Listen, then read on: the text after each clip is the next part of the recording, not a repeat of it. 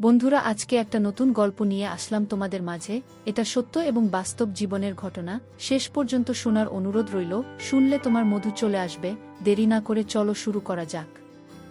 রাত যখন গভীর হলো, তখন আমি স্যারের রুমে দরজা খুলে আস্তে আস্তে স্যারের রুমে প্রবেশ করলাম। স্যারের রুমে প্রবেশ করে স্যারের মায়াবী চেহারাটা খুব ভালোভাবে দেখতে শুরু করলাম। হঠাৎ করে অনুভব করলাম স্যার ঘুম থেকে উঠে স্যার তার নিজের রুমে আমাকে দেখে কিছুটা ভয় পেয়ে গেল। তারপর স্যার আমাকে বলল, সাইমা, তুমি এখানে কি করো? এ কথা বলার সাথে সাথে অন্যরকম দৃষ্টিতে আমার দিকে চেয়ে রইল। সেদিন রাতে মূলত স্যারের এখানে আমি একটা শর্ট জামা পরে গিয়েছিলাম। আমি বললাম, স্যার, আপনি কি বোঝেন না এত রাতে একটি মেয়ে আপনার এখানে কেন এসেছি? তারপর স্যার বলল, ও সাইমা, বুঝতে পেরেছি। কিছুক্ষণ পর আমি অনুভব করলাম কেউ যেন আমাকে পিছন থেকে ধাক্কা মেরে খাটের উপর ফেলে দিল। ধাক্কাটা এমনভাবে দিয়েছিল আমি খাটের উপরে পড়ার সাথে সাথে মাথাটা কেমন জানি চক্কর মেরে আমি পড়ে গেলাম। তারপর স্যার আমার সাথে যাক ওর বন্ধুরা তা শুনলে বন্ধুরা তোমাদের মাথা ঘুরে যাবে। বন্ধুরা, গল্পটি অনেক ইন্টারেস্টিং। আশা করি তোমরা পুরো গল্পটা শুনবে। তবে গল্পটি শোনার পূর্বে তোমাদের নিকট আমার ছোট্ট একটি অনুরোধ, তোমরা সকলেই আমার চ্যানেলটি সাবস্ক্রাইব করে আমাকে সাপোর্ট করবে। হ্যালো বন্ধুরা, আমি শামিমা আক্তার পুতুল, আমার ডাকনাম পুতুল। আমার বর্তমান বয়স 25। আজকে আমি তোমাদের মধ্যে যে গল্পটি বলবো, তখন আমার বয়স ছিল মাত্র 14। আমি তখন ক্লাস 8-এ পড়ি। আমার বাবা একজন ব্যবসায় কাজে তিনি প্রায় বেশিরভাগই দেশের বাইরে থাকতেন। আমার মা একজন গৃহিণী। আমি পড়ালেখায় খুব একটা ভালো ছিলাম না, তাই আমার মা বাবা ঠিক করল আমার জন্য বাড়িতে একজন লজিং মাস্টার রাখবে, যে নাকি সবসময় আমাকে পড়ালেখা করাবে, সবসময় আমাকে দেখাবে। আমার মা বাবার সিদ্ধান্ত অনুযায়ী আমার জন্য বাড়িতে একজন লজিং মাস্টার রাখল। লজিং মাস্টারটি দেখতে খুব হ্যান্ডসাম, অনেক সুন্দর ফর্সা, তবে একটু লাজুক টাইপের। লজিং মাস্টারকে দেখে আমার খুব পছন্দ হয়েছে এবং প্রকৃতপক্ষে সে খুব মেধাবীও বটে। সে সায়েন্স থেকে ইন্টারমিডিয়েট পাশ করেছে। গ্রামের বাড়ি মহিষাদল এলাকায়, বিদায় শহরে পড়ালেখা করার জন্য সে আমাদের এখানে এসেছে।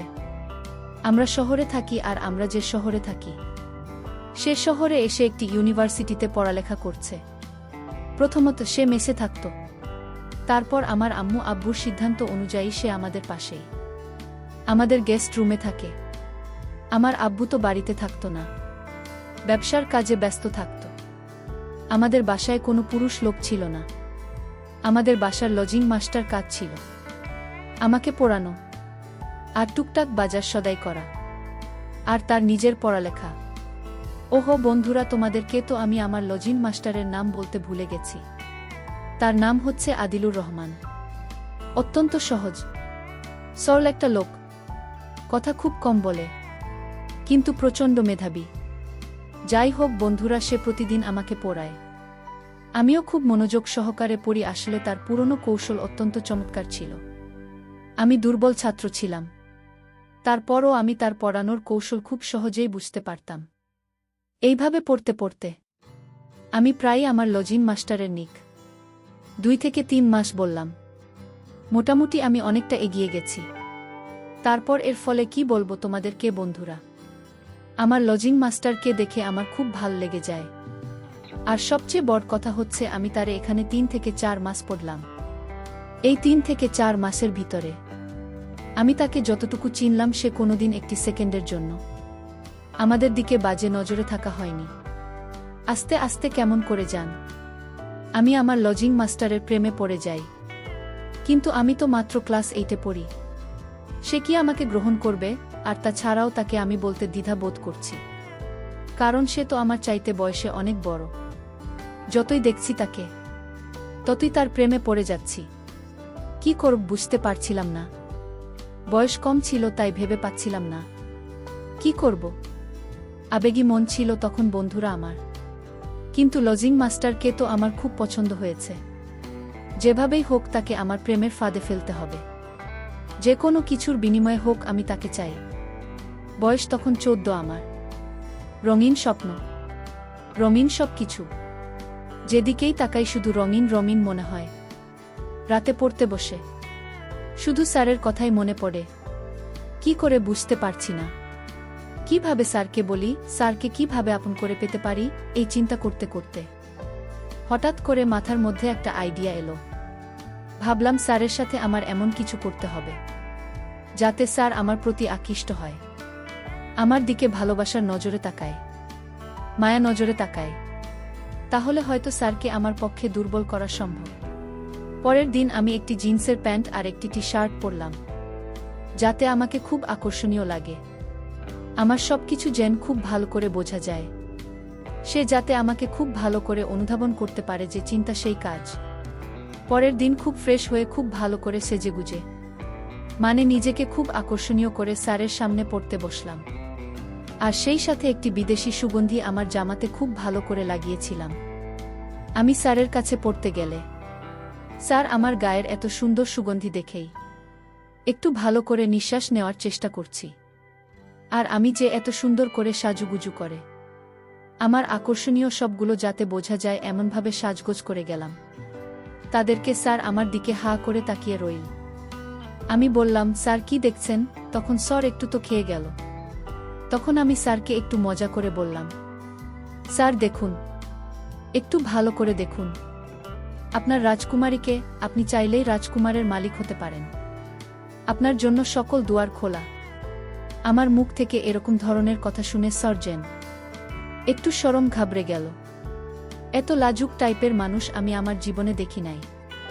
যাই হোক, সেদিন পড়তে বসে স্যার আমার দিকে অপলক দৃষ্টিতে মাঝে মধ্যে দেখলাম তাকিয়ে রইল। মনে মনে ভাবলাম, আমার ওর সাথে কাজ হয়েছে। এভাবে স্যারকে আমি আমার প্রতি আকর্ষিত করার চেষ্টা করছি, কিন্তু স্যার তার দিক থেকে ছিল খুব অটল। এভাবেই চেষ্টা করতে করতে প্রায় 3 থেকে 4 মাস চেষ্টা করলাম, তারপরও স্যারকে কোনোভাবেই আমার প্রেমের ফাঁদে ফেলতে পারি নাই। তারপর একদিন ভাবলাম, যেভাবেই হোক আমি আমার লজিং মাস্টার অর্থাৎ আমার স্যারকে আমার প্রেমে ফেলতে হবে কোনোভাবেই। যখন আমি আমার স্যারকে আমার প্রেমের ফাঁদে ফেলতে পারছিলাম না, তখন বাধ্য হয়ে একদিন গভীর রাতে স্যারের রুমে গিয়ে আমি প্রবেশ করলাম। আস্তে আস্তে আমি দরজা খুলে প্রবেশ করলাম। তখন আমার আব্বু আম্মু ভাই বোন সবাই ছিল ঘুমানোর অবস্থায়। স্যারের রুমে ঢুকে প্রথমত আমি লাইটটা অন করলাম। লাইটটা অন করে ঘুমানো অবস্থায় ঘুমন্ত মুখটার প্রতি খুব ভালো করে নজর দিয়ে অনেকক্ষণ চেয়ে রইলাম। আমি যখন স্যারকে দেখতে ব্যস্ত মায়ের নজরে অনেকক্ষণ ছিলাম। চেয়ে থাকার কিছুক্ষণ পর দেখলাম লাইটের আলোতে স্যারের ঘুম ভেঙে যায় এবং সে চোখ মিলিয়ে আমাকে দেখতে পায়। গভীর রাতে তার রুমে আমাকে দেখে সে খুব ভয় পেয়ে যায়। আমাকে দেখে সে কাপা কাপা গলায় বলতে থাকে, পুতুল, তুমি এখানে কি করছো? যাও, এখান থেকে যাও। কেউ দেখে ফেললে আমার কলঙ্ক হয়ে যাবে, আমার বদনাম হয়ে যাবে। আমি বললাম, স্যার আপনি কি আমার মনের ভাষা বোঝেন না? আপনি কি আমার আবেগ বোঝেন না? আপনি কি আমার ভালোবাসা বোঝে না? এত রাতে একটি মেয়ে কেন আপনার কাছে এসেছে আপনি বোঝেন না, নাকি বুঝেও না বোঝার ভান করছেন?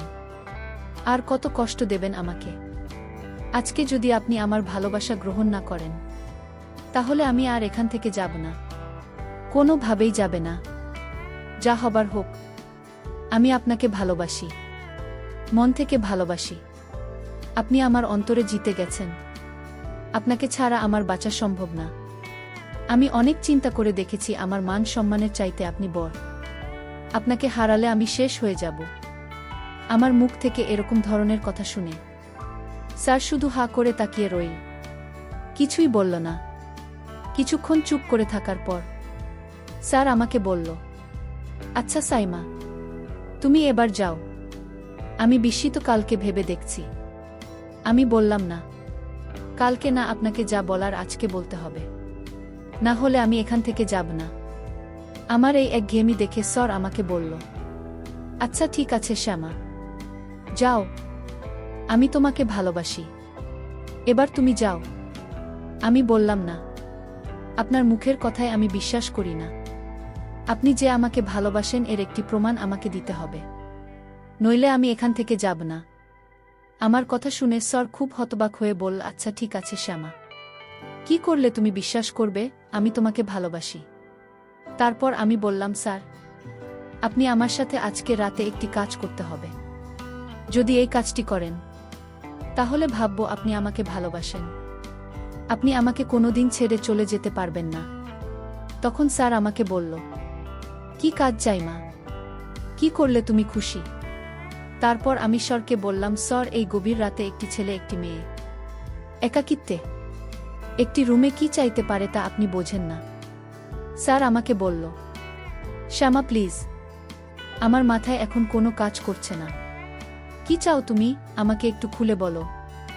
আসলে আমার স্যার যে এত বোকা তা আমি কখনো কল্পনাও করতে পারি নাই। এত বয়স হয়ে গেছে, কিন্তু প্রেম কি জিনিস, আবেগ কি জিনিস, কিছুই তার মধ্যে নেই। আমি ভাবলাম এটাই তো আমার জন্য ভালো হলো। তার এখানে আমি আমার প্রেমের ফুল ফুটিয়ে তুলব, যেখানে রাজত্ব করব শুধু আমি একলা। তারপর আমি স্যারকে বললাম, ও স্যার, তাহলে আপনি কিছুই বুঝতে চান না? আপনি আমার সাথে কি করতে হবে তাই তো? আচ্ছা ঠিক আছে, আপনি আপনার মোবাইলটা দেন, আমি আপনাকে বুঝিয়ে দিচ্ছি। আপনি আমার সাথে এখন এই মুহূর্তে কি করলে আমি খুশি। তারপর স্যার বাধ্য ছেলের মত তার মোবাইলটা আমার এখানে দিয়ে দিলেন। আমি একটি সাইটে ঢুকলাম। ঢুকে গিয়ে আমি থাকি কিছু অন্যরকম ভিডিও ফুটেজ দেখালাম। স্যার এইসব ভিডিও ফুটেজ দেখানোর পর স্যার এর মধ্যে একটু অন্যরকম অনুভূতি আমি লক্ষ্য করলাম। তারপর স্যার আমাকে বলল, শায়মা তুমি এত কিছু জানো কিভাবে? আমি বললাম, স্যার, আমি একটা উন্নত ফ্যামিলিতে বড় হয়েছি, আর দুনিয়ার এই সব কিছু আমি খুব ভালো করে জানি। আমার অভিজ্ঞতা আর এক্সপেরিয়েন্স দেখে স্যার তো অবাক হয়ে গেল। তারপর আমি স্যারকে বললাম, স্যার, আর একটা মজার জিনিস পেয়েছি, প্লিজ স্যার এটা একটু দেখুন। স্যার এটা প্রথম 2-4 মিনিট খুব ভালো করে মনোযোগ সহকারে দেখুন। দেখার পর দেখি স্যারের অবস্থা একেবারে খারাপ হয়ে গেল। আমি বুঝতে পারলাম না এত একটা শান্ত মানুষ কিভাবে অশান্ত হয়ে উঠল। কিছুক্ষণ পর স্যার এর মধ্যে ভিন্ন এক রূপ দেখতে পেলাম, যে রূপটাই মূলত আমি স্যারের কাছ থেকে প্রতিনিয়তই আশা করতাম। প্রথমত আমি ভেবেছিলাম স্যার হয়তো খুব সহজ সরল, সে খুব একটা বেশি বোঝে না। কিন্তু যখন তার পুরোপুরি অভিজ্ঞতাটা আমার এখানে প্রয়োগ করুন, তখন আমি বুঝতে পেরেছিলাম সে কত ভয়ানক, কিভাবে তছঞ্চ করেছিল আমাকে 1 থেকে 2 ঘন্টা। আসলে বন্ধুরা, আমার আবেগ একটু বেশিই ছিল। খুব কম বয়সে অনেক আবেগী হয়ে গিয়েছিলাম। প্রথমে ভেবেছিলাম আমি হয়তো অনেক শক্তিশালী, আমার সাথে স্যার হয়তো কোনোভাবে পারবে না।